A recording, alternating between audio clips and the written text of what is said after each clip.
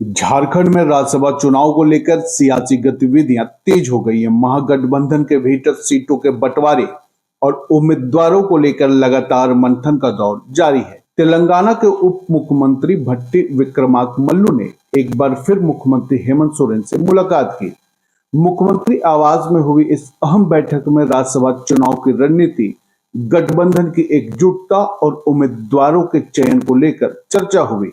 बैठक के बाद भट्टी विक्रमार्क हैदराबाद रवाना हो गए, जबकि कांग्रेस के झारखंड प्रभारी के राजू अभी भी रांची में डटे हुए हैं और पार्टी नेताओं के साथ लगातार विचार विमर्श कर रहे हैं। आपको बता दें कि राज्यसभा चुनाव की घोषणा के बाद से ही कांग्रेस एक सीट पर अपनी दावेदारी मजबूत करने में जुटी हुई है। इसी उद्देश्य से कांग्रेस नेतृत्व ने तेलंगाना के उप मुख्यमंत्री भट्टी विक्रमार्क मल्लू और झारखंड प्रभारी के राजू को रांची भेजा था।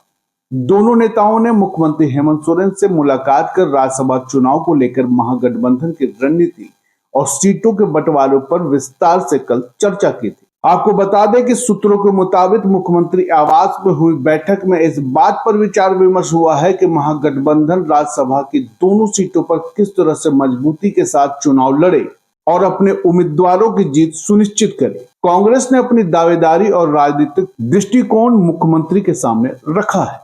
अब गठबंधन के भीतर अंतिम सहमति बनने का इंतजार किया जा रहा है। बैठक के बाद तेलंगाना के उप मुख्यमंत्री भट्टी विक्रमार्क मल्लू हैदराबाद के लिए रवाना हो गए।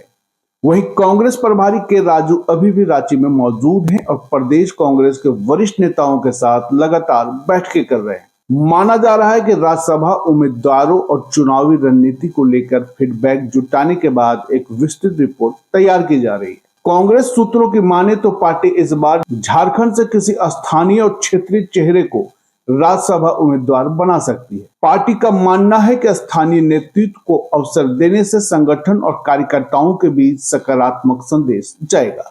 हालांकि उम्मीदवार के नाम पर अंतिम फैसला कांग्रेस हाईकमान की मंजूरी के बाद ही लिया जाएगा। बताया जा रहा है कि कांग्रेस प्रभारी के राजू जल्द ही दिल्ली जाकर पार्टी के राष्ट्रीय अध्यक्ष मल्लिकार्जुन खड़गे को पूरी रिपोर्ट सौंपेंगे। इसके बाद हाईकमान राज्यसभा उम्मीदवार और आगे की रणनीति को लेकर अंतिम निर्णय ले सकता है। ऐसे में आने वाले कुछ दिन झारखंड की राजनीति और राज्यसभा चुनाव दोनों के लिए बेहद अहम माने जा रहे हैं। फिलहाल राज्यसभा चुनाव को लेकर झारखंड की राजनीति में बैठकों का मंथन का दौर जारी है। कांग्रेस अपनी दावेदारी को लेकर पूरी सक्रियता दिखा रही है।